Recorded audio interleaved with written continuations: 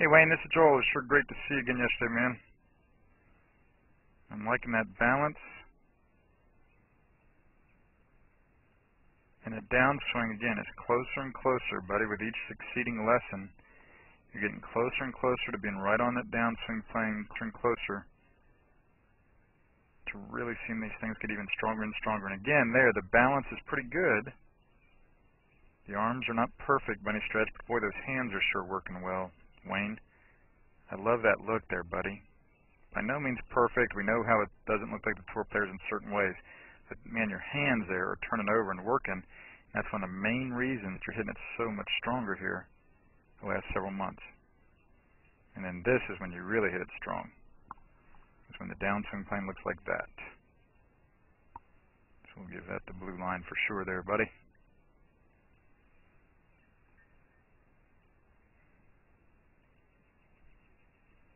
Again, closer there, and that ball goes a mile for you.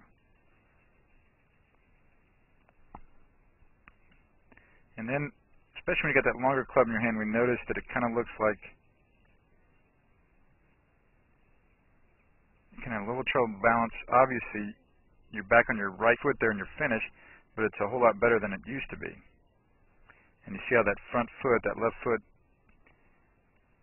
is kind of shifting right there because your weight is going back towards your heels so much. And so, let me see it from this angle too,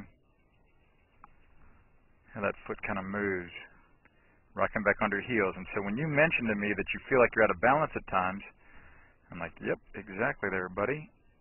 To make it better, it would be a little more like that. Remember, you had to feel like you're kind of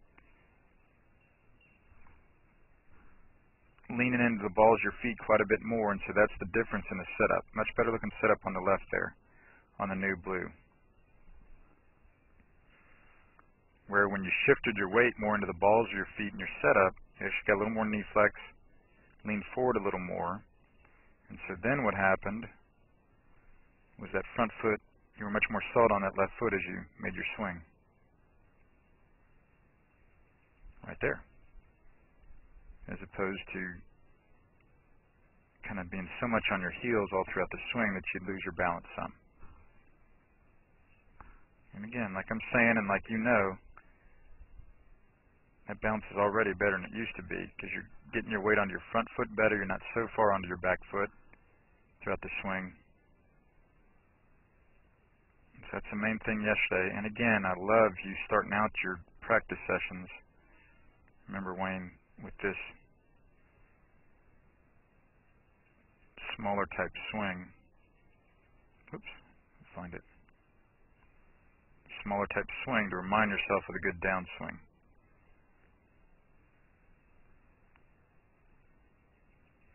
I want to find that little small swing you did. That wasn't it. This is it. Yeah.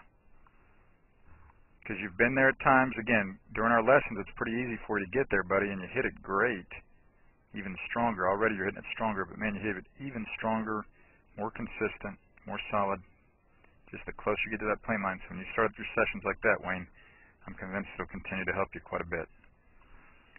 And then we can work next time on the putting and the uneven lies. That'll be kind of fun. This is Joel Suggs. I sure enjoyed meeting you down at the Cincinnati Golf Show this weekend and showing you your swing on the 2D equipment that I have. And so I want to take about 2 or 3 minutes to just show you around Meadowlinks. This is the studio I use in the winter for all my students. You see there's the down-the-line camera angle for our 2D equipment. And then we have the face-on camera angle also. And then what we also have here is the 3D equipment to where I can show you your swing from 6 different camera angles with this 3D equipment. And we can get your swing from down to the 1/120th of a second in terms of exactly what your hips, shoulders, and hands are doing in the swing. And then also, I have the most realistic hitting curve I've ever seen from puttersedge.com. So when you hit your full shots, it feels as realistic as possible. And then I have 3 different green speeds for you to practice your putting. 9.5 on the step meter, 10.5 on the step meter, and 12.5 on the step meter. That's benefited my students tremendously. And then also I have a lot of learning aids like this Smart Stick You can see the rest of those learning aids over here in my bag that we can work on to help you learn the certain fields in your golf swing that you and I both want. And then also I help my students a lot with their equipment through the winter. This is a frequency analyzer where we twang your club and it gives us a reading here. And then also we plot your whole set, each club on these lines to see if the set is really matched or not. Quite often they aren't, and it helps my students tremendously when they find out what clubs are the offending clubs. Then if we get tired of being indoors and we want to go outdoors and hit some, we can do that. It's my daughter! Ellie! Good to see you. I haven't seen her in weeks. No wonder you've been gone, Ellie. You've been out here playing in the snow all this time. But this is our natural turf area. This is closed until April, as you can see. But it's a fantastic area where we can step outside and hit some balls and get some real ball flight.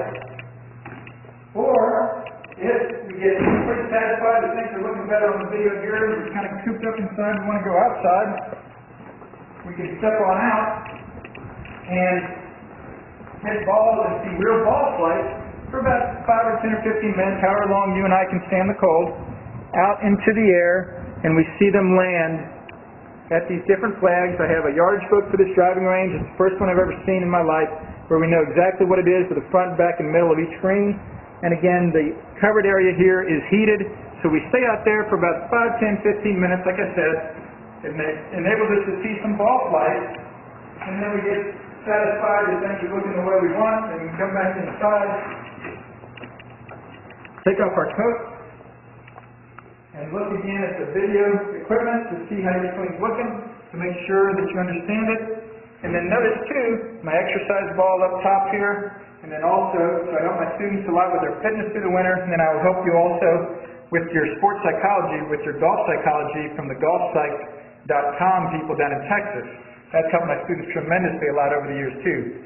So again, I sure enjoyed meeting you down at the Cincinnati Golf Show this weekend. I look forward to seeing you again out here this summer at Meadowlinks, or even right now in the winter. I have a lot of people that work on their games with me right through the winter. Check out more information about the things I do to help you at joelsuggs.com. Take care.